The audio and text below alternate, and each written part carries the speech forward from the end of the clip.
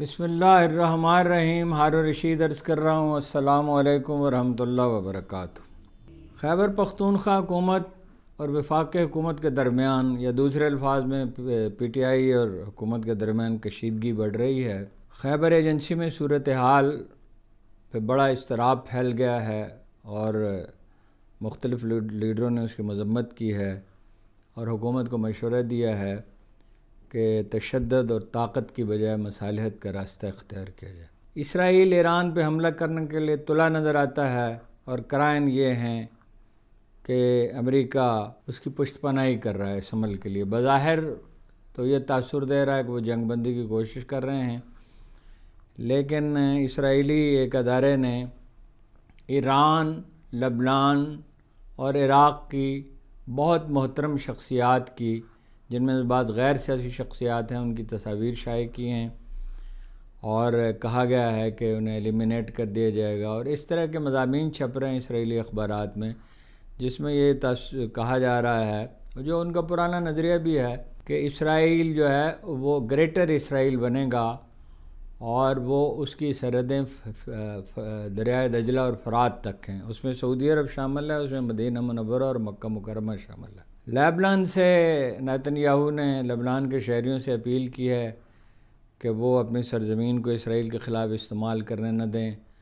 اور ورنہ یہ ہے کہ بہت سخت نتائج انہیں اس کے بھگتنے ہوں گے۔ عمران خان کی زندگی کو پی ٹی آئی کے ذرائع کہہ رہے ہیں ان کی ہمشیرہ کے حوالے سے کہ انہوں نے خان صاحب نے اپنی ہمشیرہ سے بات کی ہے اور انہوں نے کچھ لوگوں کو اعتماد میں لے کے بتایا ہے کہ ان کی زندگی خطرے میں ہے اور انہیں پھانسی دی جا سکتی ہے، اور انہوں نے ایک وصیت کی ہے، اور میں آپ سے عرض کرتا ہوں کہ کیا وصیت انہوں نے کی ہے۔ اسلام آباد ہائی کورٹ نے خیبر پختونخوا ہاؤس کھولنے کا حکم دیا ہے، ڈی سیل کرنے کا عدالتی زبان میں۔ اب کے پی حکومت نے درخواست دائر کی تھی ہائی کورٹ میں، اور جس میں وزارت قانون اور D G Rangers, F I A, C D A اور پولیس کو فریق بنایا گیا تھا۔ ان کا موقف یہ تھا کہ صوبائی حکومت کی پراپرٹی کو غیر قانونی طور پر سیل کیا گیا، اس کو بند کر دیا گیا۔ درخواست میں استدعا کی گئی تھی کہ کے پی ہاؤس میں سیل سرکاری گاڑیاں تحویل میں لینے کا اقدام غیر قانونی قرار دیا جائے، چنانچہ فوری طور پر عدالت نے اس استدعا کو قبول کر کے حکم جاری کر دیا۔ مولانا فضل الرحمان نے وانا میں، جیسے میں نے آپ سے عرض کیا، مختلف لیڈرز پہ احتجاج کر رہے ہیں۔ مولانا فضل الرحمان نے وانا اور خیبر میں جرگے کے شرکاء پر تشدد کی مذمت کی ہے۔ ایک بیان میں انہوں نے کہا کہ ریاست قبائل کی بات سنیں، تشدد اور فائرنگ سے گریز کرے، اس سے حالات مزید خراب ہوں گے۔ حکومت اور ریاست حالات کو بہتر بنانے کی کوشش کریں، خراب نہ کریں۔ سلمان اکرم راجہ نے یہ کہا، اس پہ تو مزید بات کرتے ہیں۔ سلمان اکرم راجہ نے کہا، میرا خیال یہ ہے، مولانا فضل الرحمان کی رائے بھی یہی ہے کم و بیش، میرا خیال یہ ہے کہ حکومت کے آئینی عدالت بنانے کا جو منصوبہ ہے وہ پورا نہیں ہو سکے گا۔ پی ٹی آئی یہ عدالت کسی صورت قبول نہیں کرے گی۔ آئینی بینچ میں سینئر ججز کو بٹھایا جائے تو ہمیں کوئی اعتراض نہیں ہوگا، مگر حکومت کا منصوبہ یہ ہے کہ آئینی عدالت میں چن کر من پسند جج متعین کیے جائیں۔ بلاول بھٹو یہ کہتے ہیں، ہماری مجوزہ آئینی ترمیم پاس کرانے کے لیے ہمارے پاس وقت کا کوئی پرابلم نہیں ہے۔ لگتا یہ ہے کہ 25 اکتوبر تک آئینی ترمیم پاس کرا لی جائے گی، جو بھی چیف جسٹس ہو اس سے کوئی فرق نہیں پڑتا، لیکن اسے افتخار چودھری جیسا طرز عمل اختیار نہیں کرنا چاہیے۔ اگر تو جسٹس قاضی فائز عیسیٰ ہوں گے تو ظاہر ہے وہ جسٹس افتخار چودھری کو بہت پیچھے چھوڑ دیں گے۔ یہ بھی ارشاد فرمایا بلاول بھٹو صاحب نے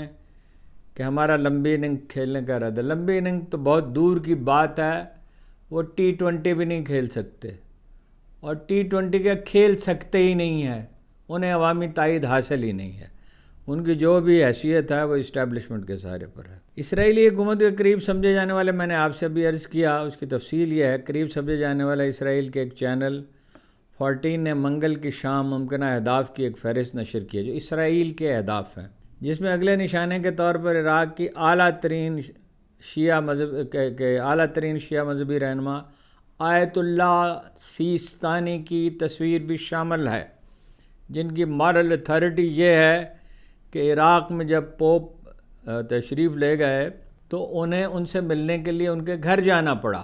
آیت اللہ سیستانی کے علاوہ جن دیگر افراد کی تصاویر اس فہرست میں شامل ہیں ان میں ایرانی رہبر اعلیٰ خامنئی ولایت فقیہ یعنی حوثی انصار اللہ تحریک کے رہنما عبد المالک الحوثی، حزب اللہ کے ڈپٹی سیکرٹری جنرل نعیم قاسم، حماس کے سیاسی بیورو کے سربراہ یحییٰ سنوار، ایرانی القدس فورس کے کمانڈر اسماعیل کانی شامل ہیں۔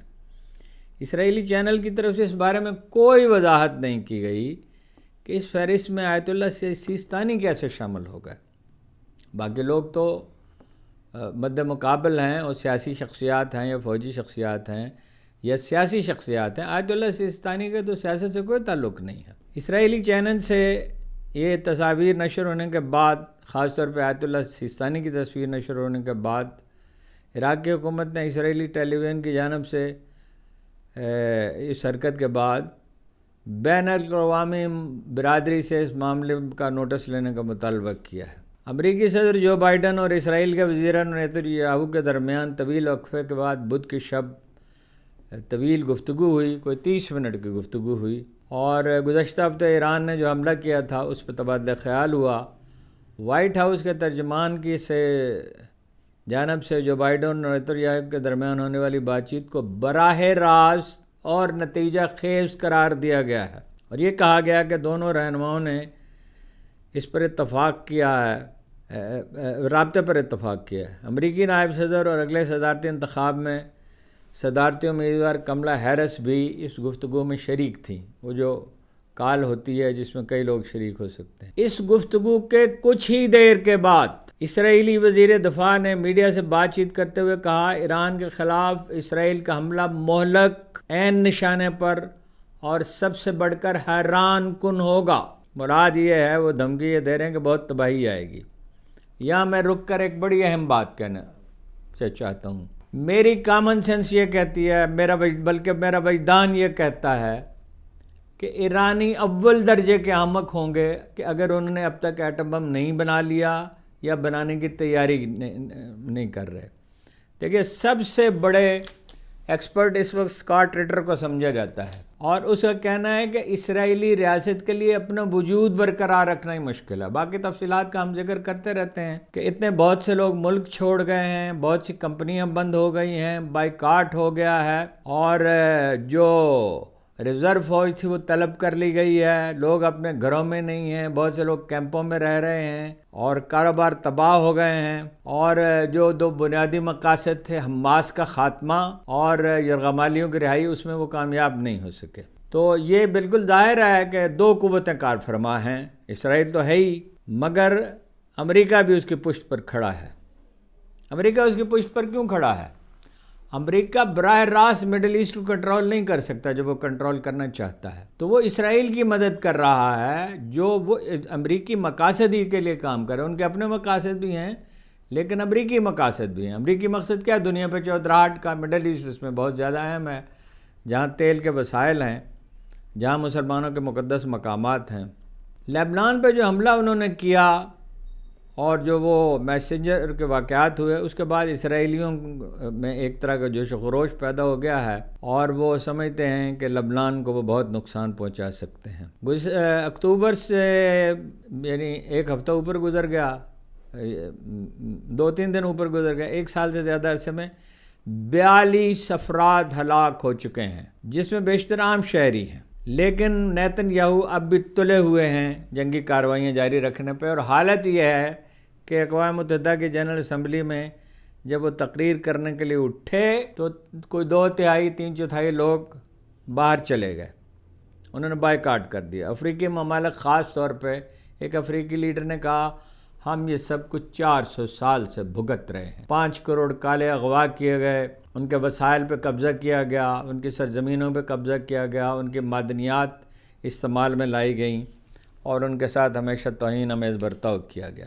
گرینڈ جرگے کے لیے خیبر پختونخوا کے وزیر اعلیٰ گنڈاپور نے گورنر فیصل کریم کنڈی سے رابطہ کیا ہے، اور انہیں بڑے جرگے میں، لویا جرگہ کہتے ہیں، انگریزی اخبارات اسے گرینڈ جرگہ لکھ رہے ہیں، لویا جرگہ، تو انہیں باقاعدہ شرکت کی دعوت دی ہے۔ تو فیصل کریم کنڈی صاحب اسلام آباد سے پشاور کے لیے روانہ ہو گئے ہیں۔ ایک بالکل الگ تھا خبر یہ ہے کہ جنوبی پنجاب میں 10,000 ایکڑ زرخیز زمین سعودی عرب کو کاشتکاری کے لیے دی جا رہی ہے۔ اپنے غریب کسانوں کے لیے ہمارے پاس کوئی زمین نہیں ہے۔ وہ جو میں نے راجہ صاحب کا سلیمان اکرم راجہ صاحب کا موقف آپ کو بتایا، وہی موقف JJUI کا ایک ہے۔ اس کے ترجمان نے کہا ہے ایک نجی چینل کے مطابق، ہم ایسی آئینی عدالت نہیں چاہتے جو سپریم کورٹ سے بالاتر ہو۔ ہمارے مسودے میں سپریم کورٹ کے اندر 4-5 ججز کے ایک آئینی بینچ کا تصور موجود ہے جو چیف جسٹس کے ماتحت ہو۔ اگر حکومت آئینی عدالت خود بنا سکتی ہوتی تو اب تک بنا لیتی۔ گورنمنٹ ہماری تجویز قبول کرے۔ ہمارا مسودہ 90% مکمل ہو چکا ہے۔ تو یہ ایسا لگتا ہے کہ کل کی ملاقات نتیجہ خیز رہی ہے۔ سعودی اور ان کا موقف جو ہے PTI کا اور جمعیت علماء اسلام کا، اس میں بالکل کچھ بنیادی فرق نہیں ہے۔ سعودی جو ہیں وہ اچانک مہربان ہو گئے اور اس کی کوئی وجہ سمجھ میں نہیں آتی۔ امریکی اشارے پہ ہوئے ہیں، خود ہوئے ہیں، کس بنیاد پر ہوئے ہیں، اور وہ ابھی تو خیر زبانی ہے، عملی طور پر دیکھیں کیا کرتے ہیں۔ ہم پاکستان کو دوسرا گھر سمجھتے ہیں۔ معاشی تعاون کا نیا دور شروع ہو گیا۔ یہ بات کہی ہے سعودی وزیر سرمایہ کاری نے، اور یہ کہا کہ پاکستان اور سعودی عرب اسٹریٹجک شراکت دار ہیں۔ جب تک IMF نے قرضہ منظور نہیں کیا تھا اس وقت تک سعودی عرب ہماری بات سننے کے لیے تیار نہیں تھا، اور یہ کہا کہ دونوں ممالک کے درمیان تجارت بڑھانے کے لیے ہمیں جغرافیائی قربت کا فائدہ اٹھانا چاہیے۔ ان کا نام ہے جناب عبدالعزیز الفالح۔ نون لیگ میں یہ خیال پروان چڑھ رہا ہے کہ الیکشن جلدی ہو سکتے ہیں۔ چنانچہ وزیر اعلیٰ محترمہ مریم نواز نے کہا ہے کہ نوجوانوں کی فلاح کے لیے اقدامات کر کے خوشی ہوتی ہے۔ انٹرنشپ پروگرام جو پڑھے لکھے بے روزگار نوجوانوں کے لیے ہے، اس کے تحت وظیفہ بڑھا کر 60,000 روپے کر دیا گیا ہے۔ انٹرنشپ کے بعد ملازمت کے مواقع بھی پیدا کریں گے۔ کہاں سے پیدا کریں گے؟ جس ملک میں اتنی بے یقینی ہو، اتنا عدم استحکام ہو، اور سرمایہ ملک سے فرار ہو رہا ہو، اور ٹیکس کلیکشن میں کمی ہو گئی ہو، تو اس میں کیا ملازمت کے مواقع پیدا کریں گے؟ ایک اور بڑی خبر خیبر پختونخوا سے یہ ہے کہ علی امین گنڈا پور نے مشیر اطلاعات بیرسٹر سیف اللہ کو عہدے سے ہٹا دیا گیا۔ نون لیگ کے حامی کل رات یہ پروپیگنڈا کرتے رہے کہ مشہور اخبار نویس عمران ریاض انٹرویو کرنے کے لیے گئے تھے، ان کا وزیر اعلیٰ کا گنڈا پور کا، اور ان کے درمیان بہت تلخی ہوئی۔ چنانچہ انہوں نے اپنے محافظوں کو حکم دیا تو انہیں بہت بری طرح مارا پیٹا گیا، تذلیل کی گئی، تحقیر کی گئی، انہیں زمین پر گرا کر لاتوں سے، ٹھڈوں سے، تھپڑوں سے مارا گیا، پھر گھسیٹ کر باہر لایا گیا، اور وہاں بھی ان کی پٹائی جاری رہی۔ اور وہ عمران ریاض صاحب سے تو رابطہ نہ ہو سکا۔ میں کوشش کرتا رہا، جتنے نمبر تھے ان کے پاس، وہ خود اپنا ٹیلی فون جو ہے ظاہر ہے بند رکھتے ہیں، اس لیے کہ وہ ان کے لیے مشکل ہو گئی ہے، بہت لوگ ٹیلی فون کرتے ہیں، لیکن ٹیلی فون اول تو ملنا ہی مشکل تھا۔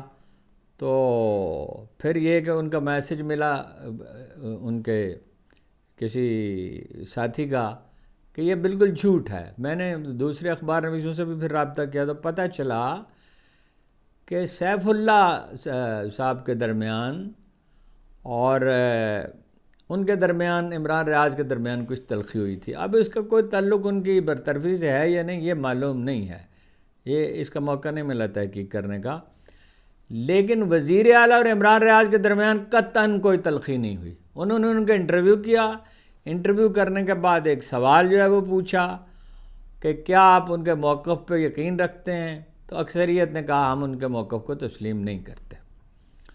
اب وہ میڈیا سیل جو ہے PTI کا، وہ یہ کہہ رہا ہے کہ اخبار نویس جو ہیں وہ صورتحال سے فائدہ اٹھا کر اس کو بڑھا چڑھا کر پیش کر رہے ہیں۔ کوئی بڑھا چڑھا کے پیش نہیں کر رہا. نون لیگ کی بات دوسری ہے, ان کا میڈیا سیل جو بھی کہتا ہے. جہاں تک اخبار نویسوں کا تعلق ہے, انہوں نے کچھ سوالات اٹھائے ہیں اور کچھ معلومات فراہم کی ہیں, اور اس میں کوئی امتیاز نہیں ہے. اس میں مخالف اخبار نویس بھی ہیں, مگر جو حدود و قیود کا خیال رکھنے والے لوگ ہیں, جیسے نصرت جاوید ہیں. اس میں آزاد اخبار نویس شامل ہیں جو قطعاً کوئی فریق نہیں. اس میں ہم جیسے لوگ شامل ہیں جو کچھ ہمدردی رکھتے ہیں اس ظلم کی وجہ سے پی ٹی آئی جس کا شکار ہے, اور ان کے حریف لیڈروں کی کرپشن اور 30-40 سال کے لوٹ مار کی وجہ سے. تو وہ یہ پراپیگنڈے کی جنگ جو ہے وہ خود اپنے موقف انہوں نے تبدیل کر لیا ہے وزیر اعظم صاحب نے. ضلع خیبر میں 10 افراد کا نام 4تھ شیڈول میں ڈال دیا گیا. یہ میں آپ سے بھی عرض کرتا ہوں 4تھ شیڈول کیا ہے. ملک نصیر احمد خان, ولی آفریدی, حسین احمد آفریدی, آفتاب شنواری, یہ نمایاں نام ہیں, کچھ اور نام بھی ہیں. یہ انسداد دہشت گردی ایکٹ 1997 کا ایک حصہ ہے 4تھ شیڈول. اس قانون کے ذریعے حکومت ان افراد یا تنظیموں کی نگرانی کر سکتی ہے جن کے بارے میں شبہ ہو کہ وہ دہشت گرد تنظیم کے لیے کام کرتے ہیں یا اس سے کسی قسم کا تعلق رکھتے ہیں یا ان کی سرگرمیاں جو ہیں ملکی سلامتی کے لیے نقصان دہ ہیں. عمران خان کے بارے میں جو خبر سامنے آئی ہے اس کی تردید یا عمران خان خود کریں یا علیمہ خان کریں یا حکومت کرے تو صورتحال واضح ہو. 4 دن سے آج 5واں دن ہے, یہ 6واں دن ہے, کسی شخص کو ان سے ملنے نہیں دیا جا رہا عمران خان سے. اور انہوں نے جو پی ٹی آئی کے ذرائع کہہ رہے ہیں وہ یہ ہے, انہوں نے اپنی بہن سے کہا علیمہ خان سے, یہ مجھے فوجی حکومت کے حوالے کر سکتے ہیں, مجھے پھانسی دے سکتے ہیں. میری وصیت یہ ہے کہ میرے منہ پہ کالا نقاب نہ ڈالا جائے پھانسی دیتے وقت, تاکہ قوم, اور اس کی ضرور اس کی ویڈیو بنائی جائے, اور تاکہ قوم یہ دیکھ لے کہ میں خوف کا شکار ہوں یا کلمہ پڑھتا ہوا اس دنیا سے رخصت ہوا ہوں, اپنے مالک پہ توکل کر کے, اللہ پہ بھروسہ کر کے. اور کسی غیر مسلم کو یہ پھانسی دینے والے جو لوگ ہیں اس میں بہت سے, اس میں میرا خیال ہے اکثریت شاید غیر مسلموں کی ہے, کسی غیر مسلم کو اس کام پہ مامور نہ کیا جائے, کیونکہ اس سے یہ اندیشہ ہو سکتا ہے کہ مذہبی فرقہ واریت پیدا ہو. میں آپ سے کئی دفعہ یہ بات عرض کر چکا ہوں, اور علامہ ناصر عباس سے انہوں نے کہا بھی کہ میں ذہنی طور پر میں نے زندگی کی سب نعمتیں مجھے حاصل ہو چکی, اور میری صرف ایک آرزو باقی ہے کہ مجھے شہادت کی موت نصیب ہو. ذہنی طور پر وہ اس کے لیے تیار ہیں. اگر آپ میری رائے پوچھیں تو میرا نہیں خیال کہ کسی ماں نے وہ لال جنا ہے. امریکہ کی حمایت بھی, یورپی یونین کی حمایت بھی, برطانیہ کی حمایت بھی, اسرائیل کی خواہش بھی, بھارت کی خواہش بھی, اور یہاں جو موقع پرست ابن الوقت صدیوں سے لوگوں کا خون پینے والے طبقات ہیں ان کی خواہش بھی ہو, لیکن عمران خان کو پھانسی تو بہت دور کی بات ہے, بہت طویل عرصے تک جیل میں بھی نہیں رکھا جا سکتا. ان کے حامی تو یہ کہتے ہیں کہ انہیں 90-95% عوام کی حمایت حاصل ہے, لیکن یہ تو سب لوگ جانتے ہیں کہ 70-80% کی حمایت انہیں حاصل ہی ہے. وہ 2022 کے ضمنی الیکشن میں بھی واضح ہوا, اور وہ 8 فروری کو بھی واضح ہوا. الیکشن کے رزلٹ تبدیل کرنا پڑے, اور ابھی خواجہ آصف نے کہا ہے کہ الیکشن کے نتائج کو نہیں چھیڑنا چاہیے, ورنہ نتائج اس کے بڑے خراب نکل سکتے ہیں, اس لیے کہ وہ ہارے ہوئے ہیں. پہلے وہ عثمان ڈار سے ہارے تھے, اب ان کے والدہ محترمہ سے ہارے ہوئے ہیں, اور اسلام آباد کی 3 سیٹیں ہار چکے ہیں, اسی لیے نئے ٹریبونل بنائے گئے ہیں. اور خواجہ سعد رفیق ان سب سے زیادہ حقیقت پسند ہیں, اور اس کی وجوہات ہیں. ان کا سیاسی تجربہ بھی جو ہے وہ بہت طویل ہے, اور بہت کڑے حالات سے وہ گزرے ہیں, اور ان کے گھر کا ماحول سیاسی تھا. ان کی والدہ صاحبہ رکن اسمبلی رہیں, ان کے والد ایک بہت بڑے, بہت نیک نام, بہت شائستہ, بہت محترم لیڈر تھے, تحریک پاکستان کے کارکن تھے, پیدل چلتے تھے, محدود وسائل میں انہوں نے زندگی گزاری. تو خواجہ سعد رفیق کا خیال یہ ہے, جو ہم تک بات پہنچی ہے مختلف ذرائع سے, کہ یہ حکومت ہے 4-6 مہینے کی، سال کی، اس کے بعد عمران خان کی حکومت ہوگی اور ہم اپوزیشن میں ہوں گے. یہی بات جاوید لطیف بھی ایک لحاظ سے کہتے ہیں، اور یہ سارا پاکستان جانتا ہے، ساری دنیا جانتی ہے، تمام ذرائع ابلاغ جانتے ہیں. لیکن بہرحال یہ جب اندیشہ ہو، ایک ایسے مخالفین سے واسطہ ہو جو ہر حد تک جا سکتے ہوں، تو بہرحال اس کا انحصار جو ہے، انحصار تو اللہ تعالیٰ پہ ہے، اس ذات گرامی پہ ہے جس کی بارگاہ میں چیزیں پیش کی جاتی ہیں. وَإِلَى اللَّهِ تُرْجَعُ الْأُمُورُ. لیکن یہ ہے کہ پاکستانی عوام کو اٹھنا پڑے گا، اور اٹھنا کس کے لیے پڑے گا؟ اصولوں کے لیے، جمہوریت کے لیے، شفاف الیکشن کے لیے. اور 2 راستے ہیں جمہوریت کی بحالی کے، یا جینون ٹریبونل بنائے جائیں، جعلی ٹریبونل کی جگہ جو زیادہ تر جو ہے ریٹائرڈ ججوں پر مشتمل ہیں. اب پنجاب میں بھی یہ کام ہو گیا، اسلام آباد میں تو ہو ہی چکا تھا. یا نئے الیکشن کرائے جائیں، اس کے سوا کوئی چارہ نہیں ہے. لوگ اٹھیں گے جس طرح اسلام آباد میں پوٹھوہار کے لوگ، جو لوگ گرفتار کیے گئے ان میں اکثریت پوٹھوہار کے لوگوں کی ہے، پنڈی ڈویژن کی، اور پشتون بھی شامل ہیں. اور جو افغانی کہہ کر پکڑے گئے ہیں وہ تو ان کا تو کوئی تعلق ہی نہیں، وہ تو غیر سیاسی لوگ ہیں، اور یہ بات عدالت میں ثابت بھی ہو جائے گی. لوگوں کو اٹھنا پڑے. جن 8 شہروں میں احتجاج کی اپیل کی گئی ہے وہاں احتجاج کریں لوگ، اور احتجاج کرتے ہوئے جیسا کہ بار بار عمران خان نے بھی کہا ہے، اور اب راجہ صاحب نے بھی کہا ہے، اور لیڈروں نے بھی کہا ہے، تشدد کا کوئی موقع پیدا نہ ہونے دے. کوئی انہیں اکسائے بھی، تنگ بھی کرے، گالی بھی دے، خواہ جو کچھ بھی ہو، تشدد سے بچیں. فیصل آباد میں زبردست احتجاج ہوا تھا، میاں والی میں احتجاج ہوا تھا، اب دوسرے شہروں میں گجرانوالہ ہے، اور ڈیرہ غازی خان ہے، میرا خیال فیصل آباد بھی دوبارہ شامل ہے، تو ملتان بھی ہے. تو ان سب شہروں میں جو ہے وہ مظاہرے ہونے چاہیے، اور مظاہرے ہونے چاہیے آئین اور قانون کی بالا تری کے لیے. یہ ایک پارٹی کا مسئلہ نہیں ہے. اگر پارٹی کا مسئلہ ہوتا تو ہم اس سے لا تعلق ہوتے. ہمارا کوئی واسطہ نہیں ہے.